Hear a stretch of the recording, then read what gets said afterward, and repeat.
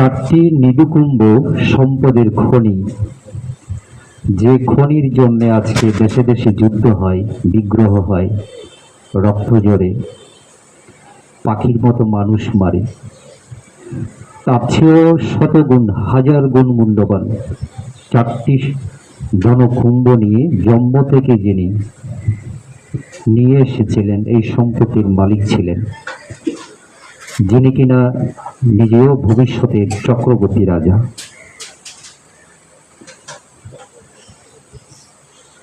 ছেলের মতিগতি বুঝে রাজন পিতা তিনটি আলাদা প্রাসাদ নির্মাণ করেছিলেন। 12 মাস কাটানোর জন্যে তিনটি প্রাসাদ নির্মাণ করেছিলেন। বর্ষা ঋতু যখন আসত, বর্ষা ঋতু উপযোগী একটা প্রাসাদ নির্মাণ করা হয়েছিল, যেখানে থাকলে পরে এটা যে বর্ষাকাল সেটা তিনি বুঝতে পারবেন না। বর্ষার যে একটু কষ্ট আছে সেটা তিনি অনুভব করতে পারবেন না। সেটা যাতে না হয় সে কারণে এক কথায় আমরা যেমন এখন ওয়াটারপ্রুফ জ্যাকেট পরে পানি যাতে না ঢুকে, গাড়িতে বুলেট প্রুফ গাড়ি আছে, বুলেট বা গুলি যদি ছোড়া হয় সহসা ডুববে না, প্রতিরোধক। বর্ষা নেমেছে এটা তিনি বুঝতে পারতেন না যখন ওই প্রাসাদে তাকে নেওয়া হতো। গরমের দিন গ্রীষ্মকাল উপযোগী আরেকটা প্রাসাদ করা হয়েছিল। গ্রীষ্মকাল শুরু হওয়ার আগে আগে সে প্রাসাদে নিয়ে যাওয়া হতো। শীতকাল উপযোগী আরেকটা প্রাসাদ করা হয়েছিল। শীতের মৌসুম শুরু হওয়ার আগে আগে সে প্রাসাদে নিয়ে যাওয়া হতো। শুধু তা নয়, এক ভবন থেকে আরেক ভবনে নেওয়ার সময় 1 মাস উৎসব করা হতো। চক্রবর্তী রাজ পরিবার বলে কথা। এই ঋতু 12 মাস কাটানোর জন্য তিনটি ভিন্ন ভিন্ন প্রাসাদ নির্মাণ করা হয়েছিল, যে প্রাসাদ থেকে একটা থেকে আরেকটাতে নেওয়ার সময় 1 মাস ব্যাপী উৎসব পালন করা হতো। এভাবে রাজপুত্রের জীবন যাচ্ছিল। দুঃখ কি, কষ্ট কি, কান্না কি, এসব তিনি কখনো বুঝতে পারেননি, টের পান নাই। রাজপুত্রের বয়স যখন 29, ওনার চিন্তায় এলো তিনি ঘুরে ঘুরে রাজ্য দেখবেন, ভ্রমণ করে করে। বাবাকে বলেছিলেন, শিশু যখন জন্ম হয়, যখন জ্যোতিষীদের আনা হয়েছিল যারা ভবিতব্য বলতে পারছেন এবং নিখুঁতভাবে, তাদেরকে যখন ছেলের ভবিতব্য জানার জন্য আনা হয়, মুনি ঋষিরা বলেছিলেন আপনার ছেলে রাজন ভবিষ্যতে সংসার ত্যাগ করলে বুদ্ধ হবেন, আর যদি গৃহবাসে থাকেন চক্রবর্তী রাজা হবেন, আপনার চেয়েও যশস্বী বিখ্যাত রাজা হবেন। একথা সন্তানের জন্মের সাথে সাথে 29 বছর আগে পিতা জানতে পেরেছিলেন। সে ভয় 29 বছর ধরে তার সাথে ছিল, সন্তান না চলে যায়। দীর্ঘ সংসারের পরে সন্তান না হওয়ায় দীর্ঘ সময় পরে একমাত্র পুত্র সন্তান লাভ করেছিলেন। পিতার দীর্ঘদিনের মনস্কামনা সিদ্ধি লাভ করেছিল বলে পিতা শখ করে নাম রেখেছিলেন সিদ্ধার্থ। কিন্তু 29 বছর ধরে রাজন পিতার মনে এই চিন্তাটা সবসময় তাড়িয়ে বেড়াতো, মুনি ঋষি যে কথা বলেছিলেন এ সন্তান গৃহবাস ছেড়ে না চলে যায়। কিন্তু শেষ রক্ষা হয়নি। 19 বছর বয়সে তাকে বন্ধনে আবদ্ধ করার জন্যে সন্তানের ইচ্ছার বিরুদ্ধে তাকে বিবাহ করানো হলো। এতেও কোনো কাজ হয়নি। তারও 10 বছরের মাথায় 29 বছর বয়সে ওনার ছেলে একদিন পিতাকে একা আবদার করে বসে যে সে রাজ্য ভ্রমণে যাবে। এই কথা শোনার সাথে সাথে পিতার 29 বছর আগে ঋষির বলা কথা ওনার আবার নতুন করে মনে উঠল যে সেই ধারাবাহিকতা কিনা। পিতা কিছুতেই রাজি হন না। তিনি বলেন, তোমার জন্য আলাদা আলাদা রাজপ্রাসাদ আছে, রাজভবন আছে, উদ্যান আছে, তোমার কিসের অভাব? তুমি রাজপ্রাসাদেই থাকো, নগর ভ্রমণের প্রয়োজন নেই। কিন্তু এই ছেলে তো সেই ছেলে নয়, এই তো এখানে পড়ে থাকতে আসেনি। একদিকে পিতা অনুমতি দেবেন না, আর একদিকে ছেলে রাজপুত্র সে নগর ভ্রমণে যাবে। এখন উপায়ন্তর না দেখে পিতা রাজি হলেন, কিন্তু সৈন্য সামন্ত যারা আছেন তাদেরকে জানিয়ে দিলেন, আমার ছেলে সিদ্ধার্থ নগর ভ্রমণে, রাজ্য পরিভ্রমণে যখন যাবে, উত্তর দক্ষিণ পূর্ব পশ্চিম, এমন কোনো দৃশ্য যাতে চোখে না পড়ে, যাতে সে ব্যথিত হয়, যাতে সে চিন্তায় পড়ে, তার মনের মধ্যে ভাঁজ পড়ে, এরকম কোনো দৃশ্য যেন আমার রাজ্যে না থাকে। ঠিক তাই হয়েছিল। রাজ্যের মধ্যে যত রোগী ছিল সবাইকে সরিয়ে ফেলা হলো।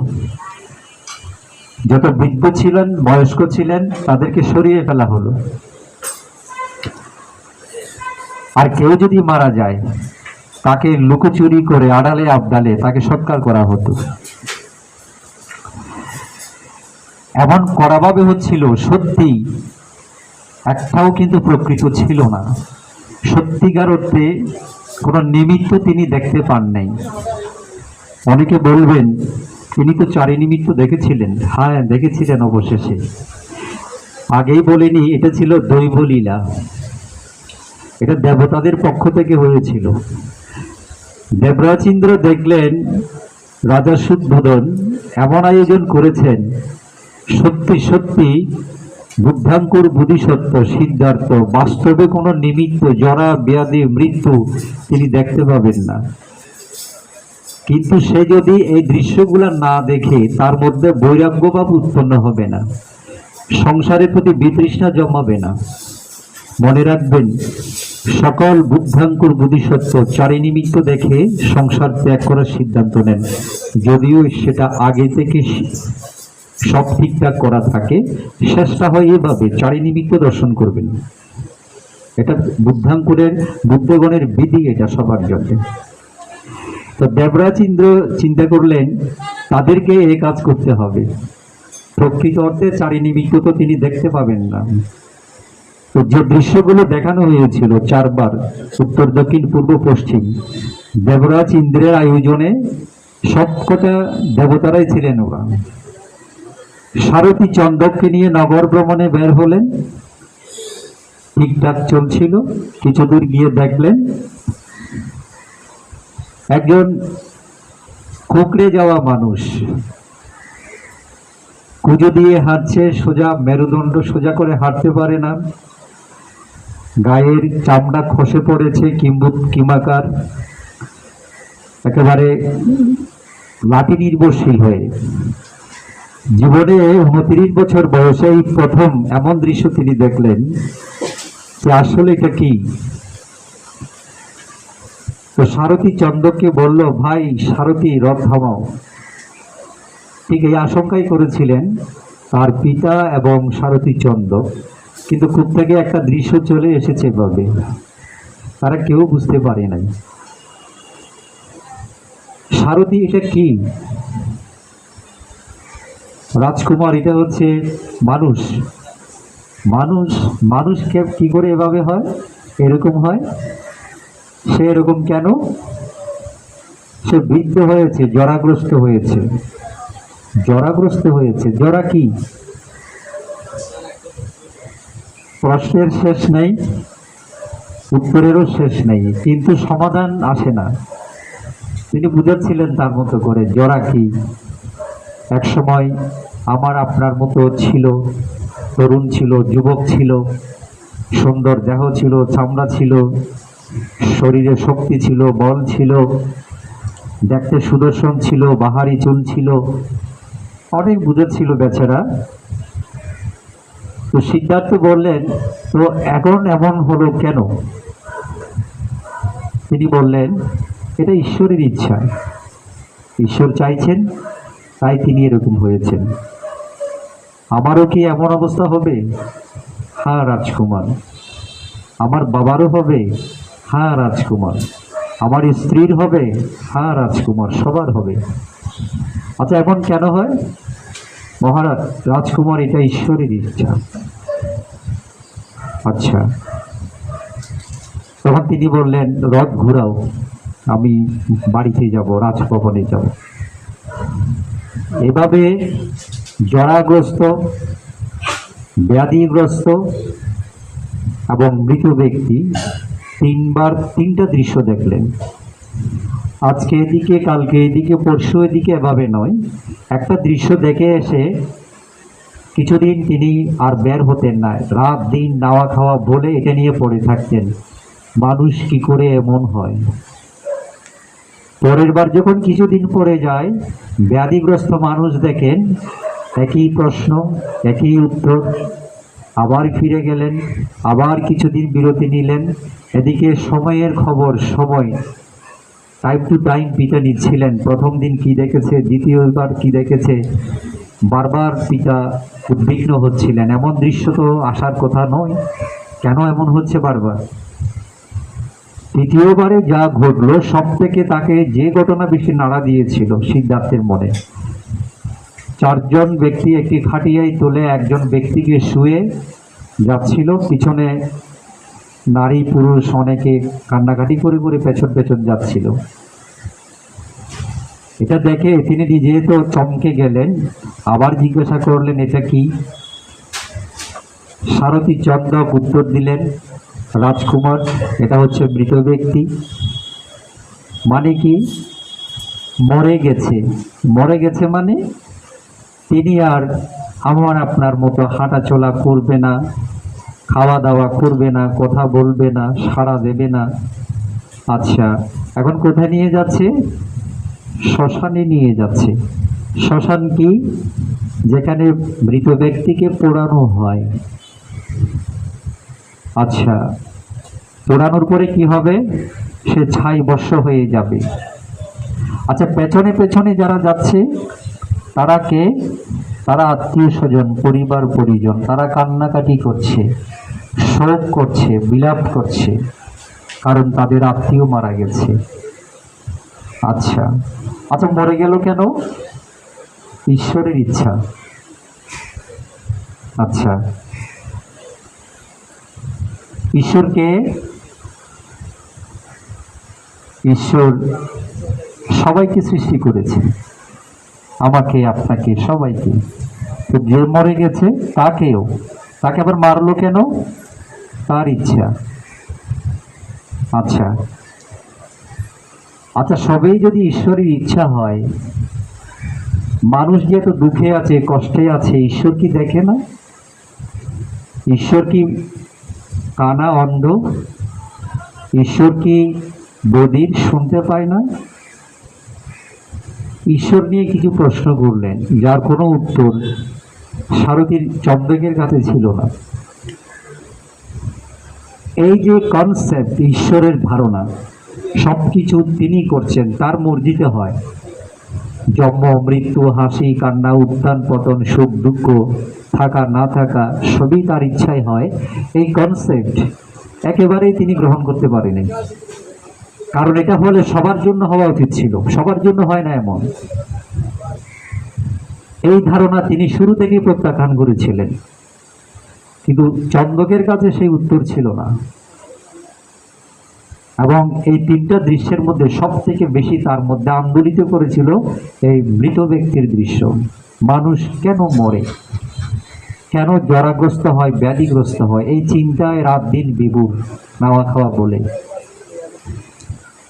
কিছুদিন পরে আবার গেলেন, সেদিন কিছুটা তিনি খুশি হয়েছিলেন। যেতে যেতে তিনি দেখলেন অবনত মস্তকে ধীরমন্তর গতিতে এক সন্ন্যাসী পথ ধরে আসছে। তাকে দেখে অনেক শান্তি লেগেছে, অনেক ভালো লেগেছে। তো সারাদিকে বললেন, রথ থামাও। তিনি কে? বললেন তিনি সন্ন্যাসী। সন্ন্যাসী? সন্ন্যাসী কি? তিনি গৃহবাস, ঘর বাড়ি ছেড়ে তিনি বেরিয়ে এসেছেন। কেন? ঈশ্বরের সন্ধানে। আবার ঈশ্বরের সন্ধানে তিনি সংসার ত্যাগ করেছেন। ঈশ্বর নিয়ে তিনি আবার প্রশ্ন তুললেন, উত্তর পেলেন না। কিন্তু একটা জিনিস ওনার ভালো লেগেছে, তিনি যে এই যে মায়ার বন্ধন ত্যাগ করে কিছু একটা শান্তির আশায়, সুখের আশায় তিনি বেরিয়ে এসেছেন। শান্ত সৌম্য চেহারা, দেখতে প্রশান্তি লাগে। তার মনে হচ্ছিল তিনি খুব সুখী, তার মনে শান্তি আছে, আমাদের মতো না। তাকে তার ভালো লেগেছে। 4 বারের মধ্যে শেষবার কিছুটা আনন্দ নিয়ে তিনি রাজপ্রাসাদে ফিরে গেলেন এবং তিনি সিদ্ধান্ত নিয়ে নিলেন তিনিও সে পথে যাবেন। তিনিও সংসার ত্যাগ করবেন, রাজ্য রাজত্ব ত্যাগ করবেন, ভোগবিলাস ত্যাগ করবেন। তিনিও সন্ন্যাসী হবেন, তবে ঈশ্বরের সন্ধানে নয়।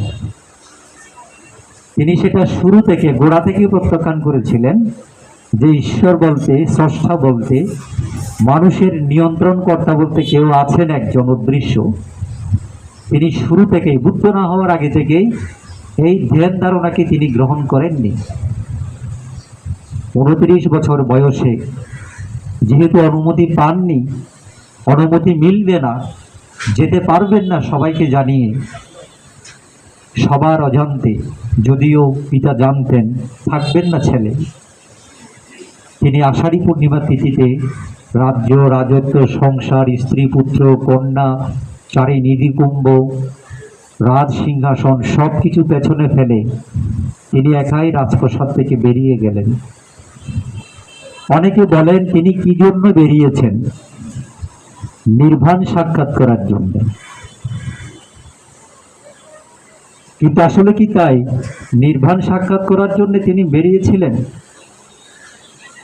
আবার ক্ষুদ্র পঠন পাঠন অধ্যয়নে যেটা বলে, তিনি বেরিয়েছিলেন সত্যের সন্ধানে। তিনি সত্যের সন্ধানে বেরিয়েছিলেন।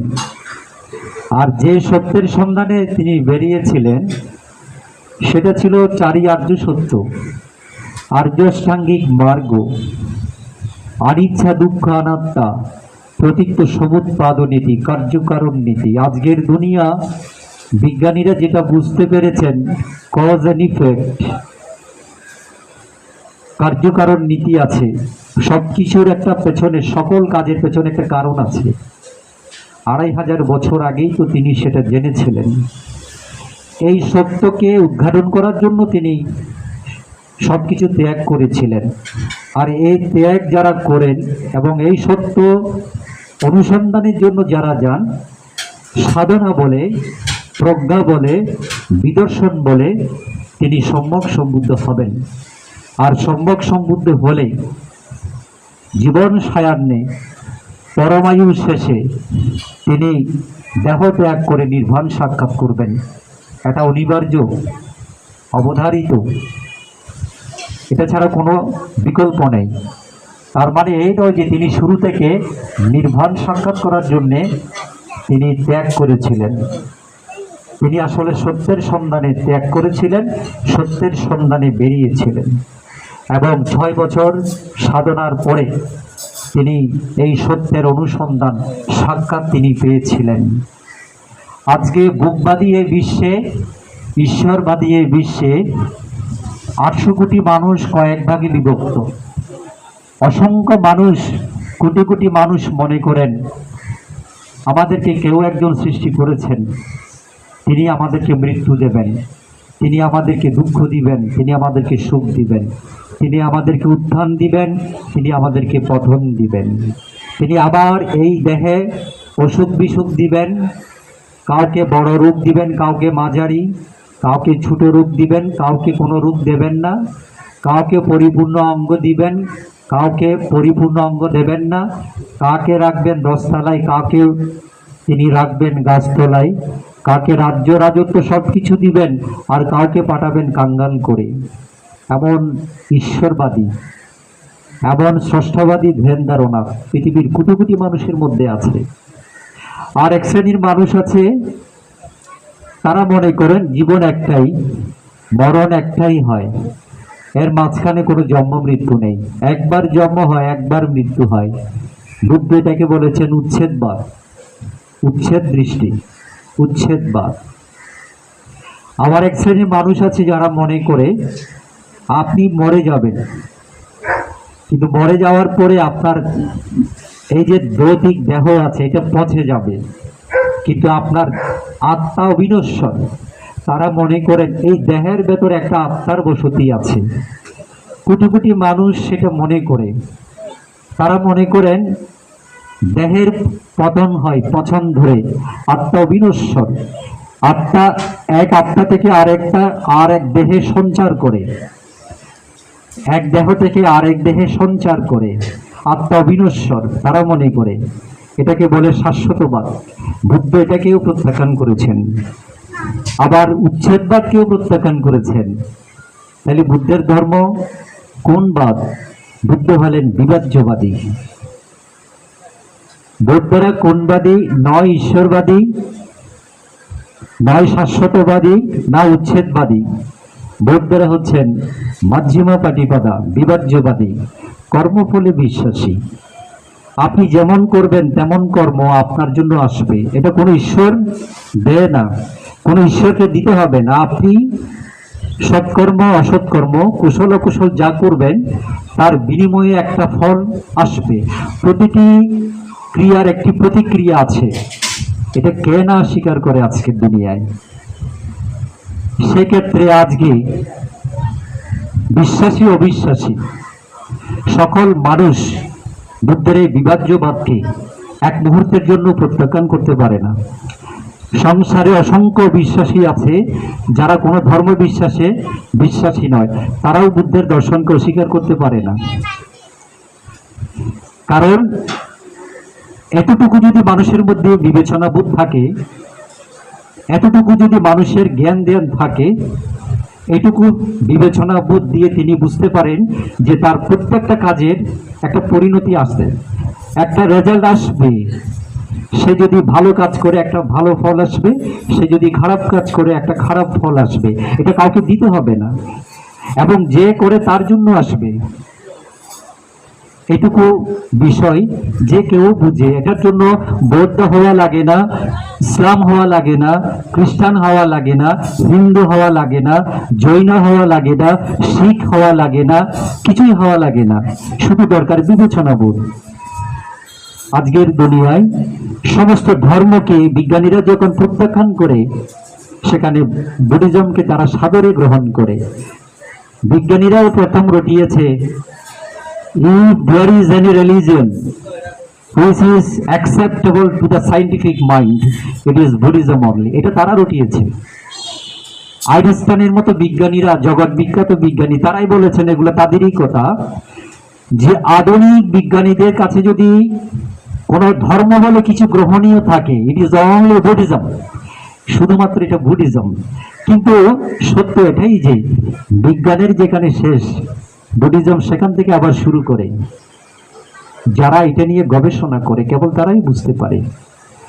আজকে চারি ধাতু সম্পর্কে, মানুষের শরীরে 4টি ধাতু কাজ করে, বিজ্ঞানীরা যখন হাজার হাজার বছর গবেষণা করার পর এটা পায় যে মানুষের মধ্যে বাতাসের অংশ আছে, বায়ু, মাটির অংশ আছে, তাপের অংশ আছে, হ্যাঁ, পানির অংশ আছে। এই কথা তো চারি ধাতুর কথা বুদ্ধ 2500 বছর আগে বলেছে। বিজ্ঞানীরা আজকে যেটা কার্যকারণ নীতি বলে, প্রতীচ্য সমুৎপাদ নীতি, বুদ্ধ 2500 বছর আগেই বলেছেন। এক বিজ্ঞানী তো আক্ষেপ করে বলেছেন যে মানুষের শরীরে যে চারি ধাতু, চারটি পদার্থের উপাদানের প্রভাব আছে, এত বছর গবেষণা না করে একটু তো বুদ্ধের দর্শন দেখলে হতো। সত্যি তাই। আমি এই কথাগুলো উঠালাম এই কারণে, সবাই যখন বিবাদ, উচ্ছেদ দৃষ্টি, শাশ্বতবাদ এসব নিয়ে যারা আছেন, মধ্যগানে বুদ্ধ বললেন মানুষের স্রষ্টা বলতে কেউ থাকে না, মানুষের কর্মই মানুষের নিয়ন্ত্রণ কর্তা। মৃত্যুর পরে আপনি কোথায় যাবেন কোনো ঈশ্বর সেটা ঠিক করবে না, সেটা আপনাকে ঠিক করে নিতে হবে। যেমনি করে একজন শিক্ষার্থী কেমন ফলাফল করতে চায় সেটা তার পিতামাতা ঠিক করবে না, সেটা তার শিক্ষকও ঠিক করবে না, সেটা তাকেই ঠিক করতে হবে। বাকিরা রসদ যোগাবে। সে কি করতে চায় সেটা তাকে ঠিক করতে হবে। সে যদি পরীক্ষার খাতায় ঠিকঠাক লিখে সে ভালো নাম্বার পেতে বাধ্য, সে উত্তীর্ণ হতে বাধ্য। আর যদি সেটা সে না করে, যতই তার পিতামাতা চাক, যতই তার শিক্ষক চাক, সে কিন্তু উত্তীর্ণ হবে না। তার খাতায় তাকে লিখতে হবে এবং সে যা লিখবে তার ফলাফল সে পাবে। এর চেয়ে কমও নয়, এর চেয়ে বেশিও নয়। এটা যদি সত্য হয়, প্রত্যেকটা মানুষ যে কর্ম করে তার জন্য একটা ফল উৎপন্ন হবে, সেই ফল তাকে নিয়ন্ত্রণ করবে। মানুষের যদি সত্যি কোনো সৃষ্টিকর্তা থাকে, বৌদ্ধ ধর্মে বলছে সেটা হচ্ছে কর্মের ফল।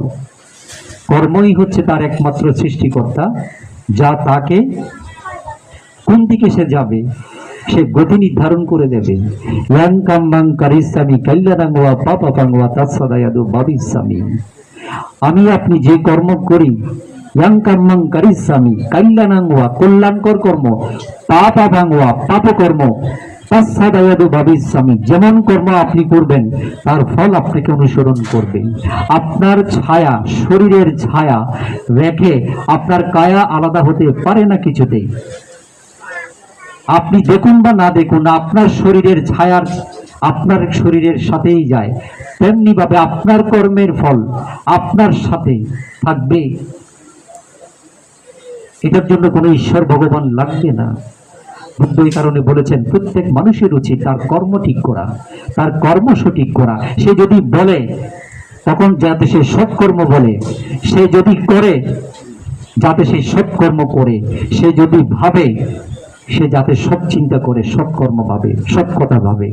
বুদ্ধ বলেছেন কায় মন বাক্যে যে যতই বেশি সৎ হবে তার কর্ম ততই সৎ হবে, তার ইহ পরকাল ততই সুন্দর হবে। এই জন্য কোনো ভগবানের প্রয়োজন নেই, এর কোনো ঈশ্বরের প্রয়োজন নেই, এই জন্য কোনো সৃষ্টিকর্তার প্রয়োজন নেই।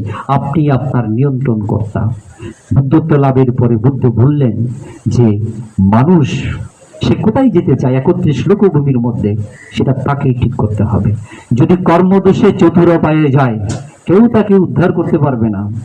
যদি তির্যক কুলে যায়, দুর্লভে মনুষ্য জীবন হারিয়ে কর্মদোষে, যদি প্রেতলোকে যায়, যদি সে নরকে যায়, যদি সে তির্যক কুলে যায়, অসুর কুলে যায়, কেউ তাকে উদ্ধার করতে পারবে না। না তার স্বামী, না তার স্ত্রী, না তার পিতা, না তার মাতা, না তার সন্তান, কেউ কাউকে উদ্ধার করতে পারবে না। একটা মাত্র উপায় আছে, যদি জ্ঞাতি মৃত্যুর পরে প্রেতলোকে যায়, তাও পরদত্ত বুঝি নামক প্রেত হয়, পরে দিলে পায়। জ্ঞাতি দিলে লাভ করতে পারে, তখন সেই প্রেতলোক থেকে সঙ্গদানের ফল লাভ করে সে মুক্ত হতে পারবে। অন্যথায় তির্যক কুলে গেলে, অসুর কুলে গেলে, নরকে পতিত হলে প্রতিদিন যদি তার জন্য সঙ্গদান দেয়া হয়, অনুমোদন করতে পারবে না। কত অনিশ্চিত আমাদের এই অনুষ্ঠান, আমাদের এই দান দক্ষিণা ভাবার মতো। সে কারণ আমি প্রায় সময় বলি, এমন জীবন যাতে আমরা যাপন না করি, যাতে মরণের পরে সঙ্গদান দিয়ে উদ্ধার করতে হয়। কারণ সঙ্গদান যদি আপনি না পান, পাওয়ার মতো জায়গায় না যান, সঙ্গদান তো আপনাকে উদ্ধার করতে পারবে না।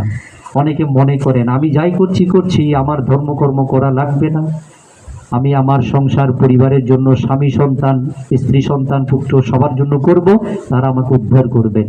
মিছে, 16 আনাই মিছে।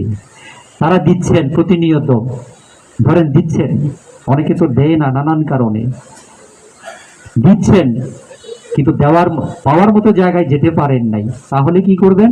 কেবল একটাই সম্বল থাকবে শুধু, যেটা আপনার সাথে গেছে সেটাই। যেমন কোনো এক অভাবী ব্যক্তি, তার হাতে শুধুমাত্র 5 টাকার একটা নোট আছে, কিন্তু পৃথিবীতে অনেক মানুষের হাতে 5 কোটি টাকা আছে, 5 মিলিয়ন, ট্রিলিয়ন, বিলিয়ন আছে। তাতে তার কি আসে যায়? এই টাকা তো তার না। তার বাড়ির পাশে একজনের 5 লাখ আছে, 5 কোটি আছে, কিন্তু তার হাতে আছে 5 টাকা। কোন টাকাটা তার? ওই 5 কোটি তার নয়, এই 5 টাকাই তার। এটা দিয়েই তাকে তার চাহিদা মেটাতে হবে।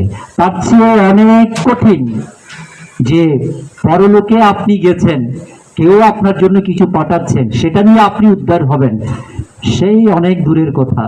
পেতেও পারেন, নাও পেতে পারেন। আপনার বলে যেটা থাকবে সেটা হচ্ছে, যেটা আপনি এই জীবনে, সোনা ফলা এই মানব জীবনে অনেকে বড় পরিবার পেয়েছেন, আভিজাত্য পেয়েছেন, সম্পদ পেয়েছেন, পরিপূর্ণ অঙ্গ পেয়েছেন, বিবেক বুদ্ধি পেয়েছেন, ধন সম্পদ পেয়েছেন, উপার্জন করতে পারছেন, চারদিকে পরিপূর্ণ। আপনি চাইলে এখন পারেন মাঝে মাঝে দান দক্ষিণা করতে, শিলাচার করতে, ধ্যান করতে, মানুষের কল্যাণ করতে, মানবিক কাজ করতে, বুদ্ধ ধর্ম সঙ্গকে নিজের মধ্যে ধারণ করতে। আপনি চাইলে পারেন, আবার নাও পারেন, তাতে ধর্মের কিচ্ছু আসে যায় না, ভিক্ষু সঙ্গের কিচ্ছু যায় আসে না, কিচ্ছু কারো কিছু যায় আসে না। আপনি ওনার স্বামী, ধর্মাচরণ করবেন না, আপনার স্বামীর কিছুই যায় আসে না। আপনি ওনার প্রতি, আপনি ধর্মাচরণ করছেন না, আপনার স্ত্রীর কিছুই যায় আসে না। আপনার সন্তান ধর্মাচরণ করে না, বিপদগামী, পিতামাতার কিচ্ছুই যায় আসে না।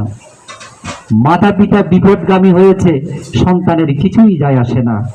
একদিন সব কিছুর মাসুল তাকে একাই দিতে হবে, কেউ কারো জন্য না।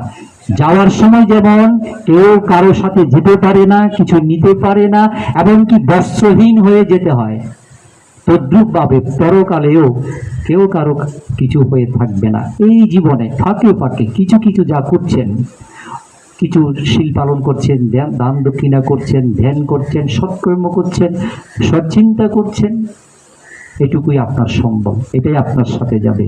আপনি ধরে নিয়েছেন 100 বছর থাকবেন, কোনোভাবেই না। যার যাই আছে সব কিছু যদি আমরণ থেকেও যায়, সব কিছু রেখে আপনাকে কেবল যেতে হবে। তাহলে যেতে যখন হবে, পরকাল যে একটা আছে, তার জন্য আমরা কি নিয়ে যাচ্ছি সেটাই তো বড় কথা। আপনি কত বড় হয়েছেন সেটা বড় কথা নয়, আপনি মানুষের জন্য কি করেছেন সেটা বড় কথা। আপনি কত ভালো আছেন সেটা বড় কথা নয়, আপনি পরকালের জন্য কতটা ভেবেছেন, কতটা করেছেন সেটাই বড় কথা। কারণ 100 বছর পরে হলে আপনার এসব কিছু থাকবে না। আজকে এটা না বোঝার কারণে আমরা অনেকে বিভ্রান্ত, আমরা অনেকে পথভ্রষ্ট, লক্ষ্যচ্যুত, ফলাফল শূন্য। আমরা যাতে সেই বিষয়টা মাথায় রেখে আমাদের বাকি জীবন, এমন দুর্লভ জীবন, আবার অত্যন্ত অনিশ্চিত জীবন যা পেয়েছি আমরা, এখন এখানে এসেছি ভালোভাবে, আবার যে ভালোভাবে সুস্থভাবে ফিরে যাবেন বাড়িতে, সেই নিশ্চয়তা কেউ কাউকে দিতে পারবো না। কালকে, আজকে রাতে ঘুমালে কাল যে আবার 2 চোখ মেলা যাবে তারও কোনো গ্যারেন্টি নেই। একটা কাঠেরও নিশ্চয়তা থাকে, গ্যারেন্টি থাকে 1 বছর 2 বছর। একটা মিশনারি, একটা যন্ত্রপাতিরও গ্যারান্টি থাকে 1 বছর 2 বছর। আমার আপনার 1 মিনিটের গ্যারান্টি কে কাকে দেবেন বলেন? কে কাকে দিতে পারি? আবার আমরা সব থেকে মূল্যবান, অমূল্য রতন এই জীবন পেয়েছি, এটা যেন আমরা ভুলে না যাই। আপনারা আপনাদের জায়গা থেকে এটা আরো ভালো বুঝেন। আমরা ভিক্ষুরা কেবল হিত উপদেশ দিই, এটা আমাদের কাজ, একেবারেই ভুল, তেমনটা ভাববেন না। এটা আমাদের করণীয়, যে বুদ্ধের দর্শন নিয়ে একটু যদি আমরা বলি, আপনাদের যে দান দক্ষিণা পরিভোগ করি, আপনাদের পূজা বন্দনা সৎকার নমস্কার গ্রহণ করি, এটা আমাদের কাছে ঋণ, এক জন্মের নয়, জন্ম জন্মান্তরের জন্য ঋণ। শীল পালন করা, দান, শীল সমাধি প্রজ্ঞা অনুশীলন করা, ভিক্ষু হিসেবে আপনাদেরকে বুদ্ধবাণী বুদ্ধের পথ প্রদর্শন করা, এসবই আমাদের করণীয় কর্তব্যের মধ্যে পড়ে। আমরা তাই করার চেষ্টা করছি। তো আজকে উপাসক বাবু মৃণাল কান্তি বড়ুয়াকে উদ্দেশ্য করে আয়োজিত এই অনুষ্ঠানে আমরা ওনাকে স্মরণ করছি। আজকের এই পুণ্যের আনিশংস ওনাকে দান করছি। এই পুণ্য লাভ করে তিনি সুখে থাকলে আরও সুখী হন, দুঃখে থাকলে দুঃখমুক্ত হন এবং এই পরিবার পরিজনকে তিনি আশীর্বাদ করুন।